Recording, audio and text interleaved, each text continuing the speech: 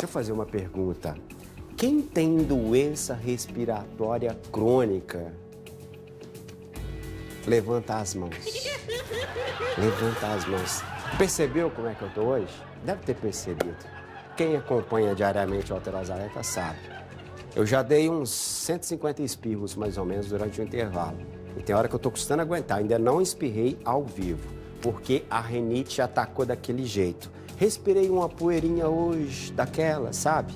Que a gente encontra aí nessas estradas da vida. Fui dar uma voltinha lá em São Sebastião do Oeste hoje e tava a poeira daquela, e a fumaça, porque o povo tá provocando queimada, e quando chega naquelas baixadas assim, ó, a fumaça não tem para onde ir, fica parada, a gente acaba inalando tudo isso. E quem tem problema respiratório, como eu tenho, por exemplo, a rinite, a gente sofre nessa época. Por quê? Tempo seco, inclusive, né?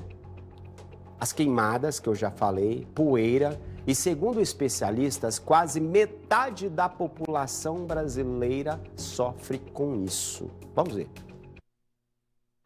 Dias com temperaturas mais baixas e tempo seco. Uma combinação difícil para quem tem algum tipo de doença respiratória crônica.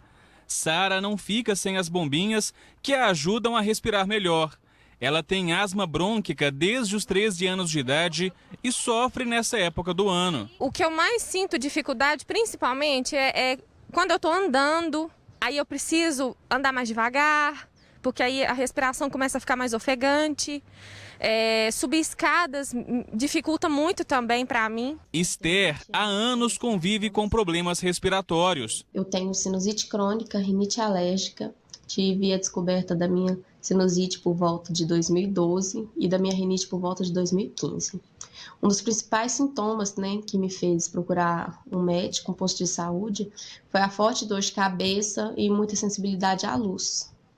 Depois desse tempo, eu tive a descoberta da minha rinite, que foi depois de começar vários espirros, muita lacrimejação dos olhos, muita coceira nos olhos. A dificuldade para respirar e a tosse seca estão entre os sintomas mais comuns das doenças respiratórias crônicas.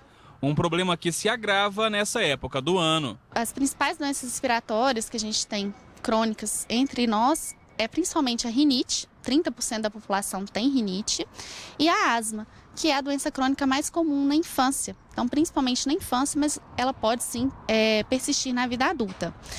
Os fatores que propiciam mais crise nessa época do ano é principalmente só o frio já desencadeia, por ser um irritante das vias aéreas. Então, ele é um irritante, inclusive para as pessoas que não têm doença crônica, doença respiratória crônica.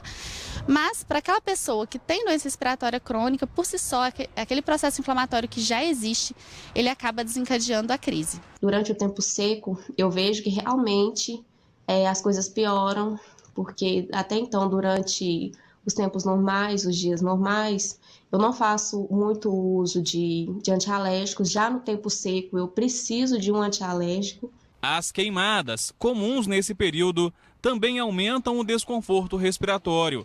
Além disso, a baixa umidade do ar favorece a circulação de alguns vírus, fungos e bactérias. E são justamente esses fatores que fazem aumentar cada vez mais o número de pessoas que sofrem com as doenças respiratórias crônicas.